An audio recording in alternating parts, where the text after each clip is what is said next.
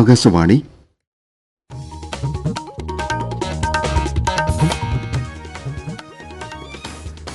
നമസ്കാരം.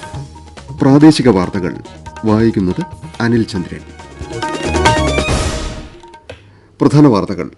മലപ്പുറം ജില്ലയിൽ Nipah virus ബാധ സ്ഥിരീകരിച്ചു.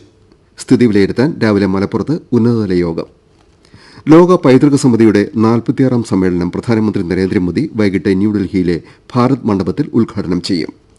പാർലമെന്റ് ബജറ്റ് സമ്മേളനത്തിന് മുന്നോടിയായി കേന്ദ്ര ഗവൺമെന്റ് വിളിച്ച സർവകക്ഷി യോഗം ഇന്ന്. കർണാടകയിലെ രക്ഷാദൌത്യത്തിന് ഇന്ന് സൈന്യമെത്തും. സംസ്ഥാനത്തെ വടക്കൻ ജില്ലകളിൽ മഴ തുടരും. ഏഷ്യാകപ്പ് വനിതാ ക്രിക്കറ്റിൽ ഗ്രൂപ്പ് എയിലെ നിർണായക മത്സരത്തിൽ ഇന്ത്യ ഇന്ന് UAE-യെ നേരിടും. വാർത്തകൾ വിശദമായി. മലപ്പുറം ജില്ലയിൽ നിപ വൈറസ് ബാധ സ്ഥിരീകരിച്ചു. കോഴിക്കോട് മെഡിക്കൽ കോളേജിലേക്ക് മാറ്റിയ 14-കാരനിൽ പൂനെ വൈറോളജി ലാബിലെ പരിശോധനയിലാണ് രോഗം സ്ഥിരീകരിച്ചത്. നിപ പ്രതിരോധ പ്രവർത്തനങ്ങൾ ശക്തമാക്കിയതായി മന്ത്രി വീണ ജോർജ് അറിയിച്ചു. രോഗം ബാധിച്ച കുട്ടിയുമായി ഇടപഴകിയ 214 പേർ നിരീക്ഷണത്തിലാണ്. ഇവരിൽ 60 പേർ ഹൈറിസ്ക് വിഭാഗത്തിൽപ്പെട്ടവരാണെന്ന് മന്ത്രി പറഞ്ഞു. ഇവരുടെ സാമ്പിളുകൾ പരിശോധിക്കും. രോഗിയുടെ റൂട്ട് മാപ്പ് ഉടൻ പ്രസിദ്ധീകരിക്കും. രോഗബാധയുടെ പശ്ചാത്തലത്തിൽ മലപ്പുറം ജില്ലയിലെ ആനക്കയം, പാണ്ടിക്കാട് ഗ്രാമപഞ്ചായത്തുകളിൽ ആരോഗ്യ അടിയന്തരാവസ്ഥ പ്രഖ്യാപിക്കാൻ നടപടിയെടുക്കുന്നതിന് ആരോഗ്യ വകുപ്പ് ഡയറക്ടർക്ക് മന്ത്രി നിർദ്ദേശം നൽകി. സമ്പർക്ക പട്ടികയിൽപ്പെട്ട ഒരാളെയും വിട്ടുപോകാതെ നിരീക്ഷണ പട്ടിക തയ്യാറാക്കി വരികയാണ്. ഇവർക്ക് കൌൺസിലിംഗ് അടക്കം എല്ലാ പിന്തുണയും നൽകും. ആരോഗ്യ വകുപ്പ് ഡയറക്ടർ നേരിട്ട് മലപ്പുറത്തെത്തും. നിപ ബാധിതരുടെ ചികിത്സയ്ക്കായി ഉപയോഗിക്കുന്ന മോണോക്ലോണൽ ആന്റിബോഡി പൂനെയിൽ നിന്ന് അയച്ചിട്ടുണ്ട്. ഇന്ന് ഇതെത്തിയേക്കും. Desk report. നിപ സ്ഥിതിഗതികൾ വിലയിരുത്താൻ രാവിലെ മലപ്പുറം ഗസ്റ്റ് ഹൌസിൽ ഉന്നതതല യോഗം ചേരുമെന്ന് മന്ത്രി വീണ ജോർജ് അറിയിച്ചു. കോഴിക്കോട് മെഡിക്കൽ കോളേജ് ആശുപത്രിയിൽ ആവശ്യമായ ഐസൊലേഷൻ വാർഡുകൾ ക്രമീകരിച്ചിട്ടുണ്ട്. മഞ്ചേരി മെഡിക്കൽ കോളേജിലും 30 ഐസൊലേഷൻ മുറികൾ സജ്ജമാക്കി. നിപ നിയന്ത്രണത്തിന് നടപടിക്രമപ്രകാരം 25 കമ്മിറ്റികൾ രൂപീകരിച്ചു. സമ്പർക്ക പട്ടികയിൽ ഉൾപ്പെട്ടവർ നിർബന്ധമായും ഐസൊലേഷനിൽ ഇരിക്കണമെന്ന് മന്ത്രി ആവശ്യപ്പെട്ടു. ജില്ലയിൽ പൊതു ഇടങ്ങളിൽ ഇറങ്ങുന്നവർ എല്ലാവരും കൃത്യമായി മാസ്ക് ധരിക്കണം. അനാവശ്യ ആശുപത്രി സന്ദർശനങ്ങൾ ഒഴിവാക്കണമെന്നും വീണ ജോർജ് ആവശ്യപ്പെട്ടു. മലപ്പുറം ജില്ലയിൽ 4 നിപ കൺട്രോൾ റൂമുകൾ തുറന്നിട്ടുണ്ട്. ഭയപ്പെടേണ്ട സാഹചര്യമില്ലെങ്കിലും രോഗലക്ഷണങ്ങളോ മാനസിക സമ്മർദ്ദമോ നേരിടുന്നവർക്ക് കൺട്രോൾ റൂമുകളുമായി ബന്ധപ്പെടാം. രോഗം ബാധിച്ച കുട്ടി പഠിച്ച സ്കൂൾ ഉൾപ്പെടുന്ന ആനക്കയം ഗ്രാമപഞ്ചായത്ത് പരിധിയിൽ നിയന്ത്രണങ്ങൾ ഏർപ്പെടുത്തി ജില്ലാ കലക്ടർ ഉത്തരവിട്ടു. ആൾക്കൂട്ടം പൂർണ്ണമായും ഒഴിവാക്കണമെന്നും മുൻകൂട്ടി നിശ്ചയിച്ച വിവാഹമടക്കം ചടങ്ങുകളിൽ ഏറ്റവും കുറവ് ആളുകൾ മാത്രം പങ്കെടുക്കണമെന്നും കലക്ടർ ആവശ്യപ്പെട്ടു. മെഡിക്കൽ ഷോപ്പുകൾ ഒഴികെ കടകളും ഹോട്ടലുകളും രാവിലെ 10 മുതൽ വൈകിട്ട് 5 വരെ മാത്രമേ പ്രവർത്തിക്കാവൂ. സിനിമാ തിയേറ്ററുകൾ പൂർണ്ണമായും അടച്ചിടും. സ്കൂളുകൾ, കോളേജുകൾ, മദ്രസകൾ, അങ്കണവാടികൾ, ട്യൂഷൻ സെന്ററുകൾ എന്നിവ പ്രവർത്തിക്കരുത്. ഫലവൃക്ഷങ്ങളിൽ നിന്ന് താഴെ വീണ പഴങ്ങൾ, പ്രത്യേകിച്ച് മറ്റു ജീവികൾ കടിച്ചവ ഉപയോഗിക്കാൻ പാടില്ല. പഴങ്ങളും പച്ചക്കറികളും നന്നായി കഴുകി മാത്രം ഉപയോഗിക്കണമെന്നും നിർദ്ദേശമുണ്ട്. ലോക പൈതൃക സമിതിയുടെ 46ാം സമ്മേളനം പ്രധാനമന്ത്രി നരേന്ദ്രമോദി വൈകിട്ട് ന്യൂഡൽഹിയിലെ ഭാരത് മണ്ഡപത്തിൽ ഉദ്ഘാടനം ചെയ്യും. സമ്മേളനത്തിന് ആദ്യമായി ആതിഥ്യം വഹിക്കുന്നതിൽ അതിയായ സന്തോഷമുണ്ടെന്ന് പ്രധാനമന്ത്രി സാമൂഹ്യമാധ്യമ പോസ്റ്റിൽ കുറിച്ചു. ഈ മാസം 31 വരെ സമ്മേളനം തുടരും. ലോക പൈതൃക പട്ടികയിൽ ഉൾപ്പെടുത്തേണ്ട സ്ഥലങ്ങൾ തീരുമാനിക്കുന്നത് വർഷത്തിലൊരിക്കൽ ചേരുന്ന സമിതി യോഗമാണ്. ലോക പൈതൃകവുമായി ബന്ധപ്പെട്ട സുപ്രധാന തീരുമാനങ്ങളും സമിതിയുടേതാണ്. 150 രാജ്യങ്ങളിലെ 2000-ലധികം പ്രതിനിധികൾ യോഗത്തിൽ പങ്കെടുക്കും. ഭാരതത്തിന്റെ സംസ്കാരം വ്യക്തമാക്കുന്ന വിപുലമായ പ്രദർശനവും ഭാരത് മണ്ഡപത്തിൽ സംഘടിപ്പിച്ചിട്ടുണ്ട്. വേൾഡ് ഹെറിറ്റേജ് യങ് പ്രൊഫഷണൽ ഫോറവും സൈറ്റ് മാനേജർമാരുടെ യോഗവും സമ്മേളനത്തിന് അനുബന്ധമായി ചേരും.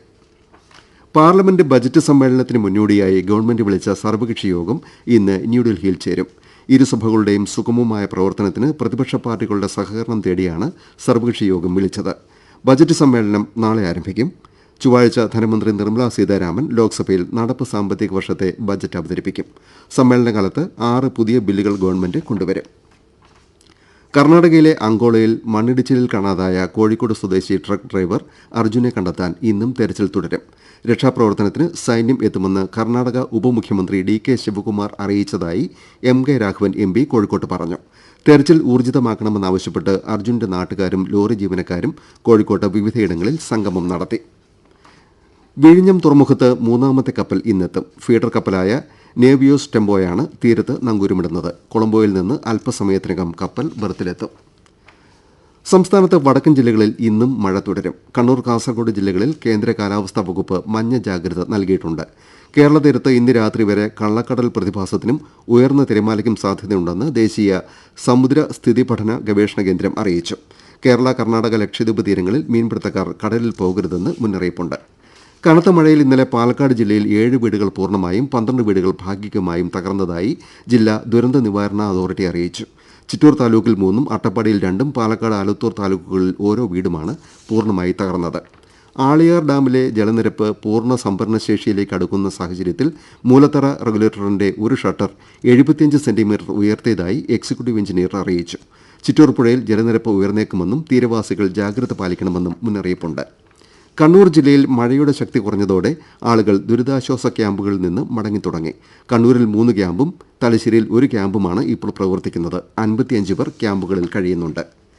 അട്ടപ്പാടിയിൽ നിന്ന് 4 ദിവസം മുൻപ് കാണാതായ സിവിൽ പോലീസ് ഓഫീസറുടേതുൾപ്പെടെ 2 പേരുടെ മൃതദേഹങ്ങൾ വരകാർ പുഴയിൽ കണ്ടെത്തി. മുട്ടിക്കുളങ്ങര പോലീസ് ക്യാമ്പിലെ സിവിൽ പോലീസ് ഓഫീസർ മുരുകൻ, മേലെ ഭൂതയാർ ഊരിലെ കൃഷ്ണൻ എന്നിവരാണ് മരിച്ചത്.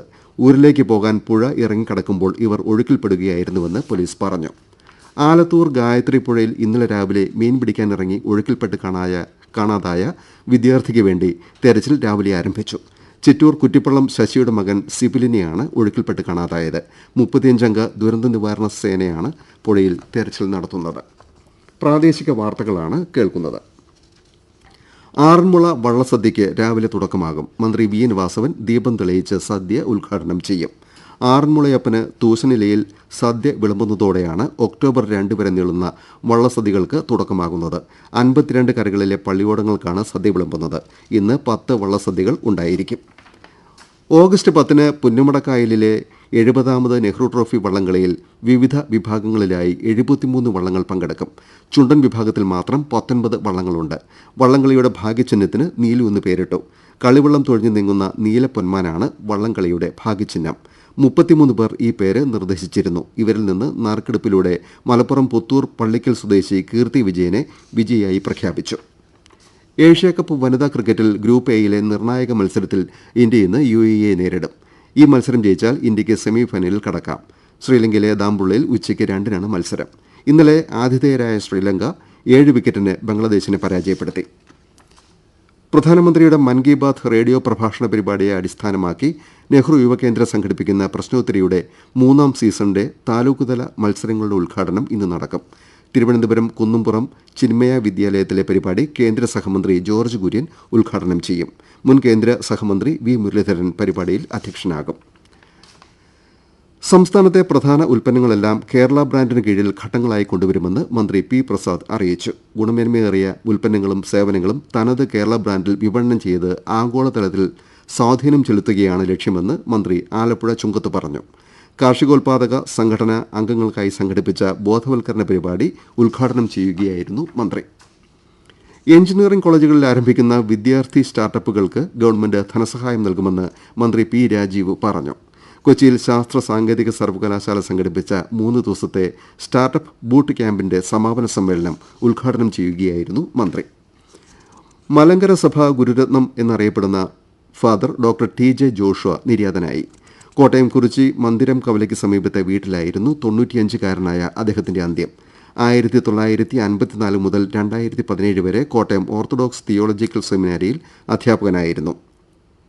64 വർഷമായി ലോകത്തിന്റെ പല ഭാഗങ്ങളിൽ പ്രഭാഷണങ്ങൾ നടത്തിയിട്ടുണ്ട്. 65 പുസ്തകങ്ങൾ ഇതിനകം പ്രസിദ്ധീകരിച്ചു. തലശ്ശേരി മാഹി ബൈപ്പാസിൽ പള്ളൂർ സ്പിന്നിംഗ് മിൽ ജംഗ്ഷനിൽ അടിപ്പാത നിർമ്മിക്കാൻ തീരുമാനമായി. ഇപ്പോഴത്തെ സിഗ്നൽ പോയിന്റ് ഒഴിവാക്കിയായിരിക്കും അടിപ്പാത നിർമ്മാണം. നിയമസഭാ സ്പീക്കർ AN ഷംസീർ മാഹി അഡ്മിനിസ്ട്രേറ്ററുമായും ദേശീയപാത ഉദ്യോഗസ്ഥരുമായും നടത്തിയ ചർച്ചയിലാണ് ഇക്കാര്യത്തിൽ തീരുമാനമായത്. ആലപ്പുഴ തോട്ടപ്പള്ളി ഹാർബറിൽ നിയമവിരുദ്ധമായി ചെറുമത്സ്യങ്ങളെ പിടിച്ച വള്ളം ഫിഷറീസ് അധികൃതർ പിടിച്ചെടുത്ത് നിയമ നടപടി ആരംഭിച്ചു. ദർശന എന്ന വള്ളത്തിൽ നിന്ന് 300 കിലോ ചെറിയ അയല മത്സ്യം പിടിച്ചെടുത്ത് നശിപ്പിച്ചു. കോഴിക്കോട്ട് വിൽപ്പനയ്ക്കായി കൊണ്ടുവന്ന 94.31 ഗ്രാം MDMA-യുമായി 5 പേർ പോലീസ് പിടിയിലായി. മലപ്പുറം കണ്ണൂർ സ്വദേശികളായ 5 യുവാക്കളാണ് കാറിൽ മയക്കുമരുന്ന് കടത്തിയത്. പ്രധാന വാർത്തകൾ വീണ്ടും. മലപ്പുറം ജില്ലയിലെ നിപ വൈറസ് ബാധ സ്ഥിരീകരിച്ചു. സ്ഥിതി വിലയിരുത്താൻ രാവിലെ മലപ്പുറത്ത് ഉന്നതതല യോഗം. ലോക പൈതൃക സമിതിയുടെ 46-ാം സമ്മേളനം പ്രധാനമന്ത്രി നരേന്ദ്രമോദി വൈകിട്ട് ന്യൂഡൽഹിയിൽ ഉദ്ഘാടനം ചെയ്യും. പാർലമെന്റ് ബജറ്റ് സമ്മേളനത്തിന് മുന്നോടിയായി കേന്ദ്ര ഗവൺമെന്റ് വിളിച്ച സർവകക്ഷി യോഗം ഇന്ന്. കർണാടകയിലെ രക്ഷാദൌത്യത്തിന് ഇന്ന് സൈന്യമെത്തും. ഏഷ്യാകപ്പ് വനിതാ ക്രിക്കറ്റിൽ ഗ്രൂപ്പ് എയിലെ നിർണായക മത്സരത്തിൽ ഇന്ത്യ ഇന്ന് UAE നേരിടും. പ്രാദേശിക വാർത്തകൾ കഴിഞ്ഞു.